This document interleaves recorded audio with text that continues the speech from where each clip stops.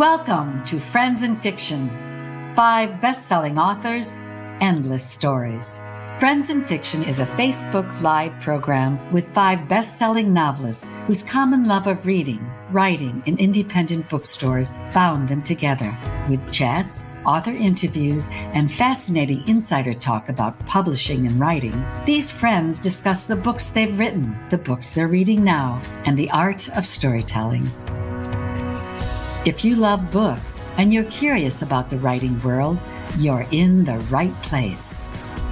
Best-selling novelists Mary Kay Andrews, Kristen Harmel, Christy Woodson Harvey, Patty Callahan Henry, and Mary Alice Monroe are 5 longtime friends with more than 80 published books to their credit. At the start of the pandemic, they got together for a virtual happy hour to talk about their books, their favorite bookstores, writing, reading, and publishing in this new uncharted territory. They're still talking, and they've added fascinating discussions with other best-selling novelists. So join them live on their Friends and Fiction Facebook group page every Wednesday at 7 p.m. Eastern, or listen and view later at your leisure on their podcast or on their website at www.friendsandfiction.com. Welcome, everyone. This evening is our Sunday bonus, the Behind the Book episode. These are some of my favorites, where tonight we are talking about holiday stories. We are Friends in Fiction, 5 best-selling novelists with endless stories. I'm Patty Callahan Henry, and I'm hosting tonight. And since our Behind the Book subject this evening is Christmas novels, my only and beloved Christmas novel is called The Perfect Love Song. Hi, I'm Mary Alice Monroe. I love Christmas books. I devour them, and I've read Patty's and Mary Kay's, of course. And my one and only Christmas novel is A Low Country Christmas. And this is the one and only of my books that won the Southern Prize for Fiction, which I have to say only reassures us that sometimes the book of your heart is the one that you're meant to write. It's very humbling. Hi, I'm Mary Kay Andrews, and my best loved of my Christmas books, according to my readers, is my Christmas novella that I wrote 15 years ago. It's called Blue Christmas. Hi, I'm Kristen Harmel, and I've clearly dropped the ball by not writing a Christmas novel yet. I'll get slacker. You will. But my next novel coming out in July is called The Forest of Vanishing Stars. I'm Christy Woodson Harvey, and I have not written a Christmas book either, but I really want to. So maybe next year I'll put that on my list of things to do. But my forthcoming novel is called Under the Southern Sky. And one of the most important parts of the book happens at Christmas. So it's kind of like a Christmas book. That's kind of like a Christmas novel. And for all of you out there, thank you so much for joining us this evening. We love that you show up on Sunday nights to join us for these Behind the Book episodes. And this evening, we are so thrilled to have Susan Mallery with us as we talk about her prolific writing. And then we're going to get a bit merry and a bit bright as we talk about holiday novels and stories. Susan Mallery is the number one New York Times bestselling author of novels about the relationships that define women's lives: family, friendship, and romance. Library Journal says that Mallery is the master of blending emotionally believable characters into realistic situations. And readers seem to agree. There are 40 million, with an M, 40 million copies of her books that have sold worldwide. Her warm, humorous stories make the world a happier place to live, and we agree. She has written over 150 books and over 16 Christmas novels. And I love this. While she was studying accounting in college, Susan spotted an ad for an adult education course titled How to Write a Romance Novel. In the 6th week of the 8-week course, she realized that writing romance was what she was meant to do with her life. Wow. And she is a born storyteller. Far too practical to drop out of college. She got her degree, but never, ever once worked in accounting because she was published straight out of college with 2 books in January of 1992. Wow. 16 prolific years and 74 books later, she hit the New York Times bestseller list for the first time. 74 books in, she hit the New York Times list with accidental years. She's amazing. She now lives in Seattle with her husband, 2 ragdoll cats, which she's going to have to explain to me, and an adorable poodle. She's passionate about animal welfare and has served on the board of Seattle Humane and an organization that is dear to her heart. Pets often show up in her books, obviously. And because you know that we started all of this for bookstores and to help indies, I want to tell you real quick about our independent bookstore for the week. It is called Little Boho Bookshop. And it is in, where is it? It's in Bayonne, New Jersey.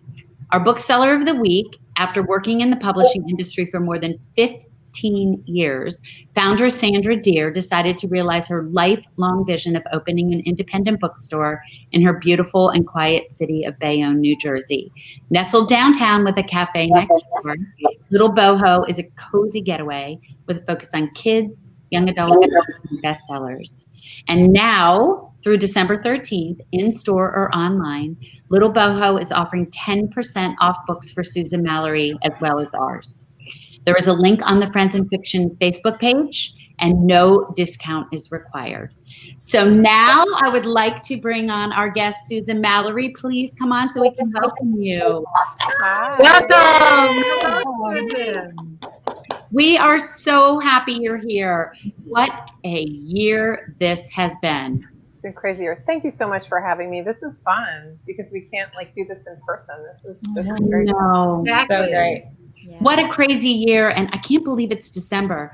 I keep saying, what is time? It's March, it's December, it's October. I don't know. But we finally have something really great to look forward to, and that is holiday novels. And you have written 16 of them. I had not realized that until you said that. Wow. I think I would know that about myself. I'd be like, hi, I'm Patty. I wrote 16 Christmas novels. Well, they're fun. Those of you who have not, there is something very, very fun about them that, I don't know. I like the structure because you've got this time period. I like the tradition. I like the cookies. So yeah, they're fun. I enjoy them. So Gathering ideas. Yeah. So tell us about this year's novel. It's called Happily This Christmas, and it's actually part of a series called Happily Inc.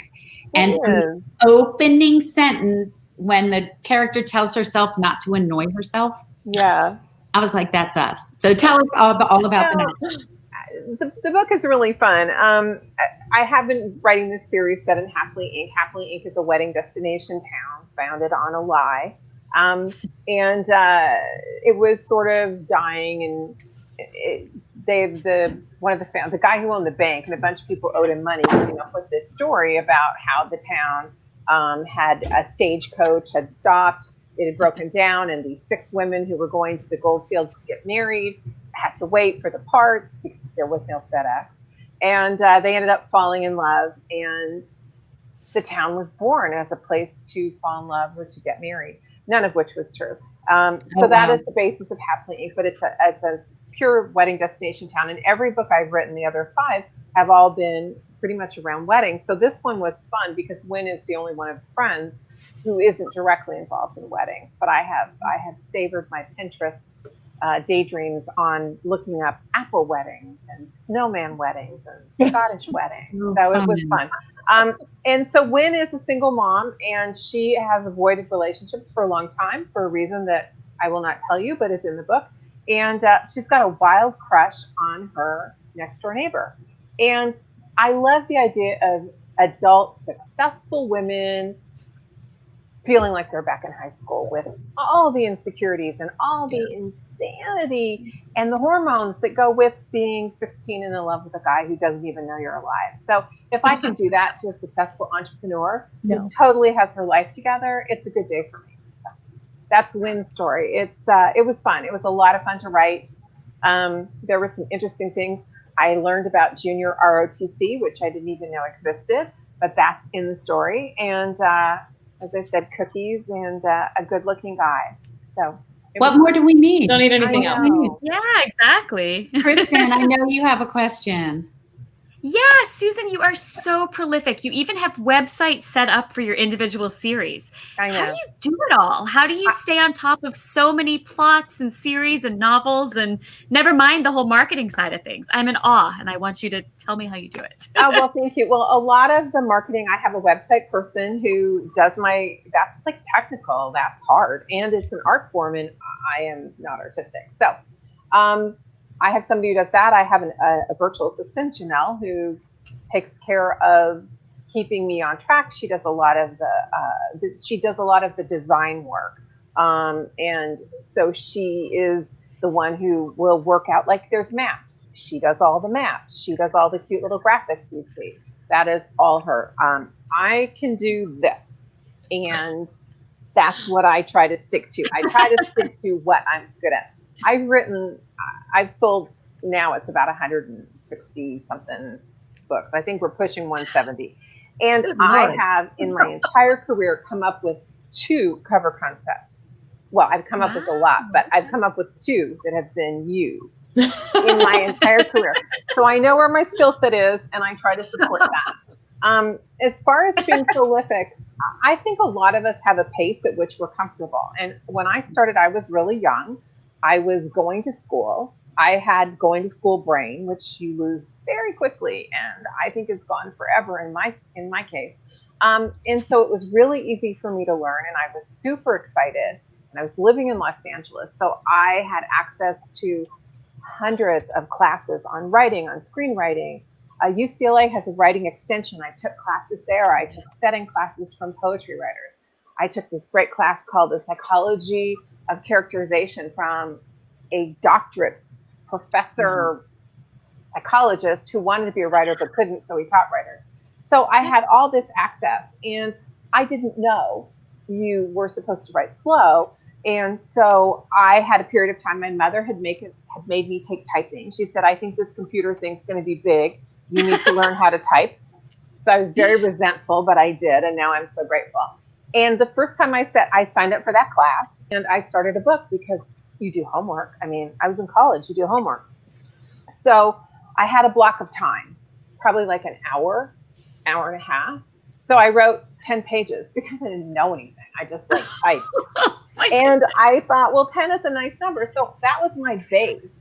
And then I just kept going. And then one of the classes I went to, a workshop, as we were going for break at lunch, literally we're walking out the door, and he said, oh, however much you're writing, increase it by 10%. And I thought, oh, wow, I never thought of that.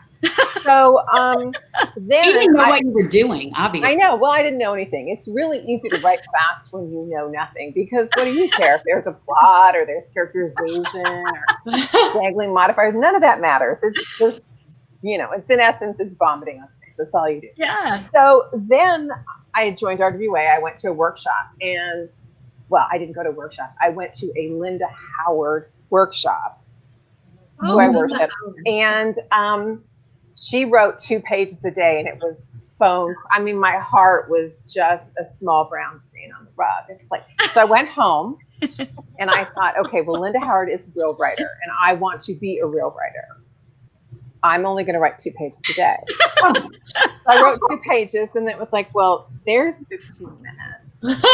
So then I didn't know what to do. It was quite the emotional dilemma. And I just sat myself down and said, let's be honest. You are never going to be Linda Howard. Just accept it and move on with your life. So that is sort of how I became prolific. The other thing is I have fairly significant ADD. And so I don't know how people spend a year or 2 writing a book. I would kill them all and move on. I need to get done while I can still focus, because there's a joke in my house. It's like, sometimes things aren't cooked as fully as they should be, and it's because I get bored and wander away. So I need to finish before that happens. And the other half of that is I know what my next 4 books are going to be. And it's like, well, I want to write that. And my publisher has insisted, for reasons not clear to me, each book must be completed before I start the next one. So weird. So unreasonable.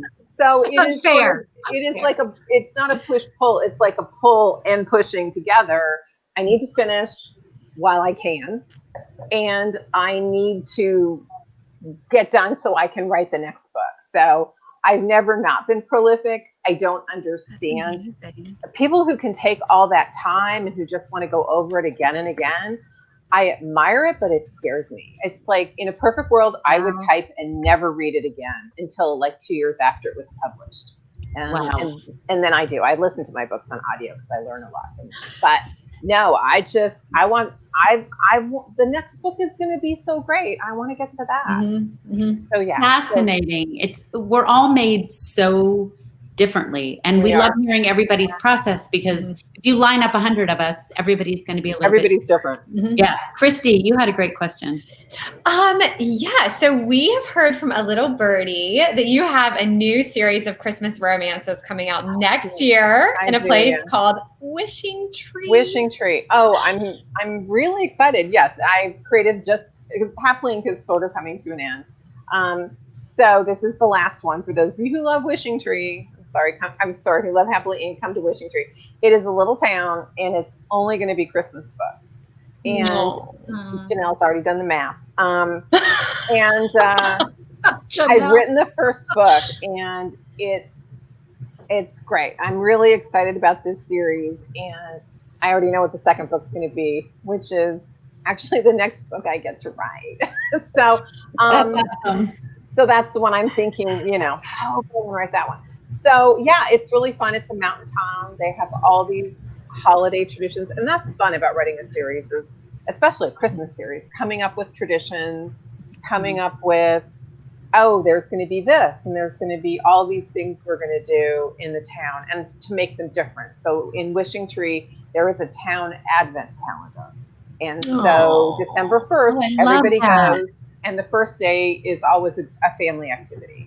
But there's going to be a day where it's going to be like fixing porches or shoveling snow, and there's a whole thing that happens on the first day that it snows. And one of the traditions in town is you cannot decorate with a snowman until there's been the first snow. So none of them, no ornaments, nothing in your window, nothing on your lawn until it snows. And the rules are very specific. It must snow for 15 minutes, and it must leave a visible trace on the ground before it counts as first snow. And tourists come, and they're very angry if they choose the wrong weekend, or it snows first on Tuesday. So yeah. How do you think of these things? That's amazing. I love that. I love it. Mary Kay, you have a question. Yes, Susan, I haven't written a Christmas novella in probably 10 years. So tell me, what are the elements that make a good Christmas novel, and what do you hope your readers, what's the takeaway for your readers when you publish a Christmas novella? To me, Christmas books are all about how they make you feel. I think all books are about how they make you feel, but more so at Christmas. And I think I want to speak to tradition and family and connection. And again, all books do that, but this is like on steroids. It's just, you want the sugar rush of all the feels. And that's really important to me because this year more so than ever, I think we need the feel good. But yeah, there's nothing like I stretch and violate the rules and break out. But this is what I'm reading right now, which is Catching the Light. But Christmas book, temporary Christmas arrangement. I've got my stack there. I start the weekend of Thanksgiving reading Christmas books.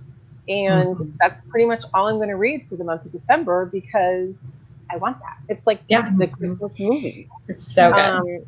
So there's a reason Hallmark starts playing 24 hours a day, because that's what God intended. So that's, it's about the emotion. And for me, I do women's fiction as well as romance, but the Christmases are romance because I would imagine I've always fallen in love at a different time of year, but falling in love at Christmas must be pretty cool. So to write about that, it's a lot of fun. And so I enjoy that. The other thing I do, because I have written a fair number of them, and there is a rhythm to them, I do a scavenger hunt in my books. And I do this with my readers. So what I ask them to do on Facebook is I will post and say, would you please suggest random objects? And I mean random objects. And then I get hundreds, and I go through, Janelle helps me go through, and I end up with usually about 25 that I am going to, I commit to the list, and I try that they're not all ornaments. And some of them are very emotionally significant. Readers, I've done a little stuffed giraffe toy that was the favorite toy of a child who passed away. And then I've done the pickle ornament that's been passed down for generations in a family. So I try to do a mix of very heart-wrenching things and fun things. And so there are 25 in here, and on my website is a page that will tell you what they are, and then you can find them. And there is like a whole check that I keep track of what they are. And then every day before I write, I read the list and think, okay, I can do, the red wallet and the matching earmuffs. But in this, one of them ones I remember from this is there's a rotary dial phone, and that's one of the objects.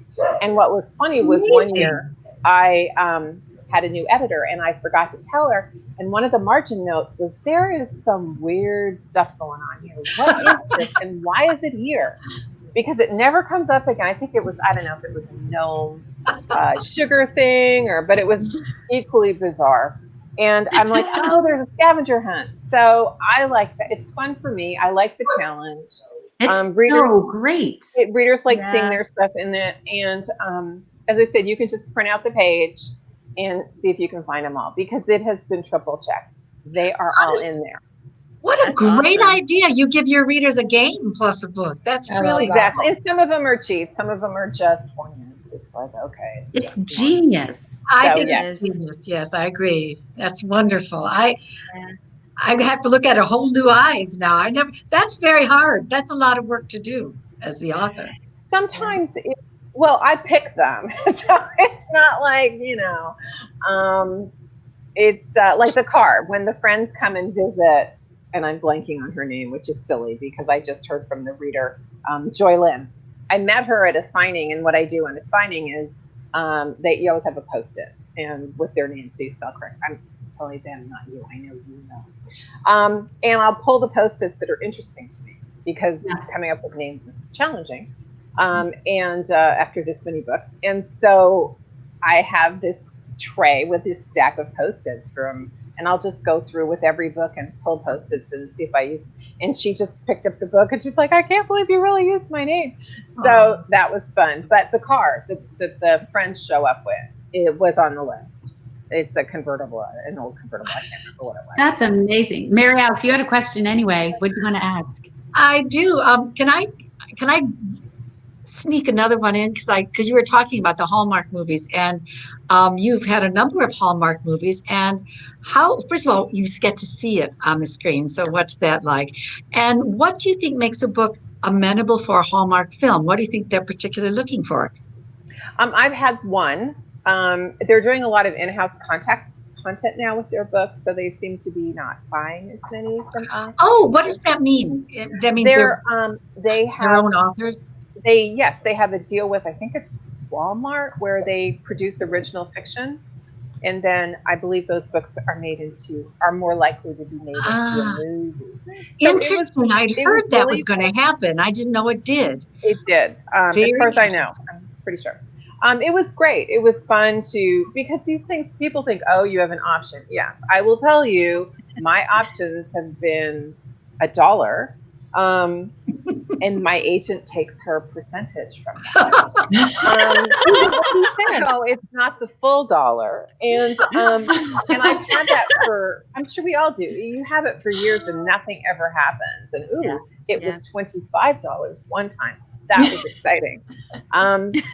We almost went out to dinner. And so and then you remembered you had to pay your agent, so you didn't. Yes, exactly. So anyway, but yes, and then it got made, and it was very exciting. Once they buy it, you're done. I mean, I don't want to say they don't care what I think, but they don't. And so they and then it's a movie, and I got to hear some stuff. I heard they were very happy with it. so they went back and added more snow.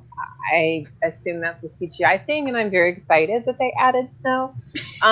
It was charming. It was fun, and then to see it, because I'm very fine with letting go. I just wanted it to be good. I didn't even care if it was especially true. The story just, and it's wonderful. Of course you did. Of course. It was charming and lovely, and the guy who plays my hero is just so good looking. It's unnatural, and he's very sweet. He did a lot of promotion, and we're Facebook friends. And yeah, Trevor Donovan. If you're having a bad day, treat yourself and go look at some pictures. Could not be sweeter. And he rescues dogs, so it's like, oh my God. Yeah, Patty. I could easily be his mother, but still very attractive.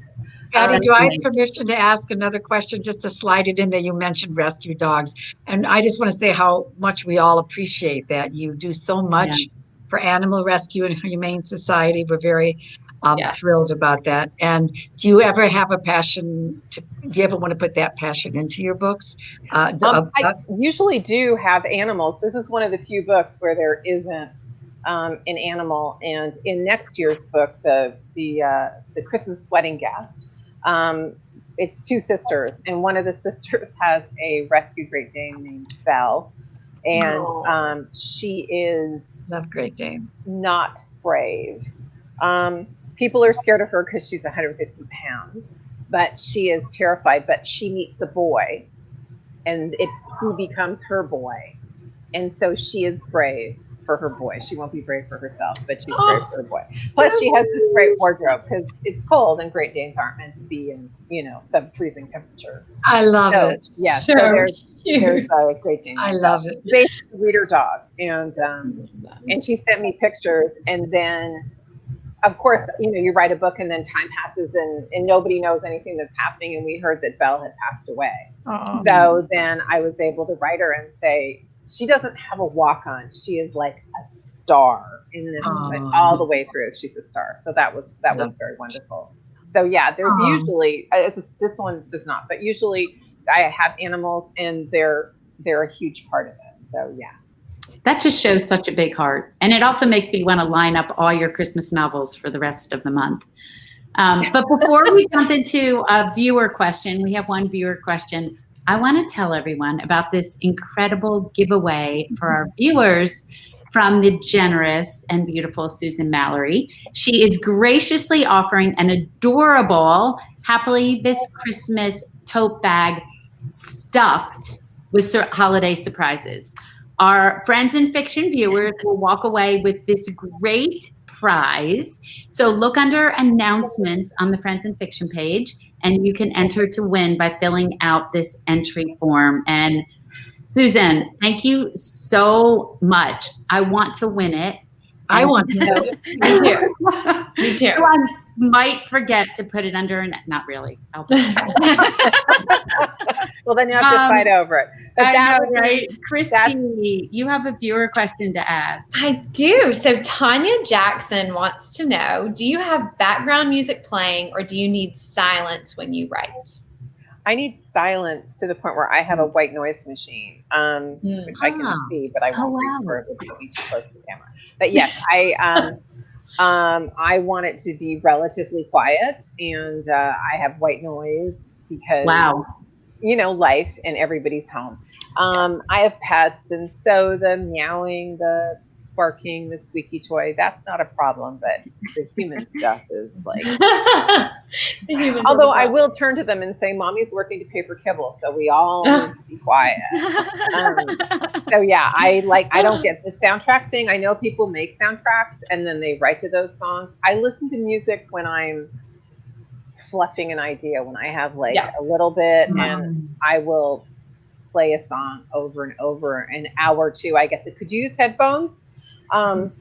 So because I will listen to the same song 40 times, and it's not the song, it's the emotion the song that I want to completely I'll often listen to music without words. I can't, like you, I can't write to music with words, but I agree to just music. Christy, I think we have another viewer question. Kristen?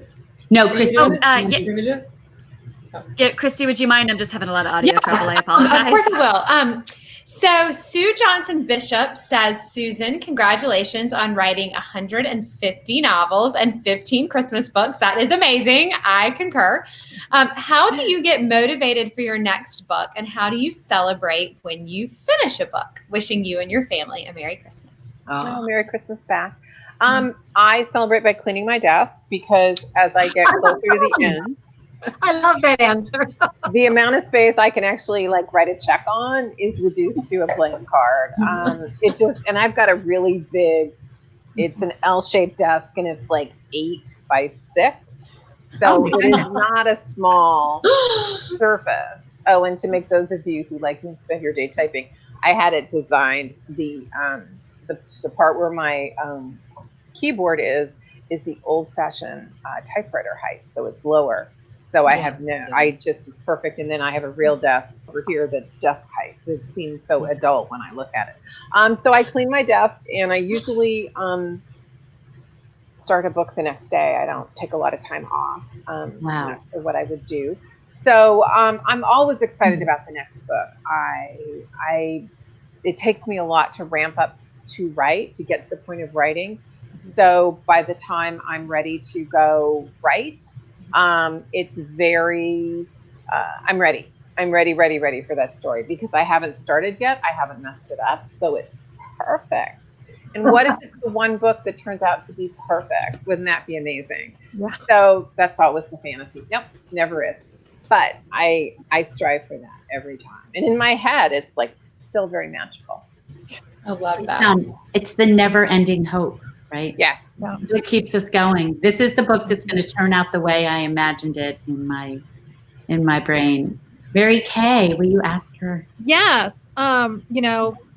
The 5 of us are all dying to hear your writing tip because your schedule and your success is so envious. So we just want to steal a tiny bit of your brain if you'll share it, Susan. Well, unfortunately, my writing tip does not apply to any of you. But for new writers or people who want to write, it's more of a secret than a tip. Everyone who is successful has one thing in common. They're not giving up. They do the work. The people who are on the bestseller list are not the most talented. I'm not saying they're not talented, but there are unpublished writers who are so incredibly gifted you would weep, but they will never write a book. They will never, if they start, they won't finish. They won't do the work, whether it's to get a publisher or to self-publish.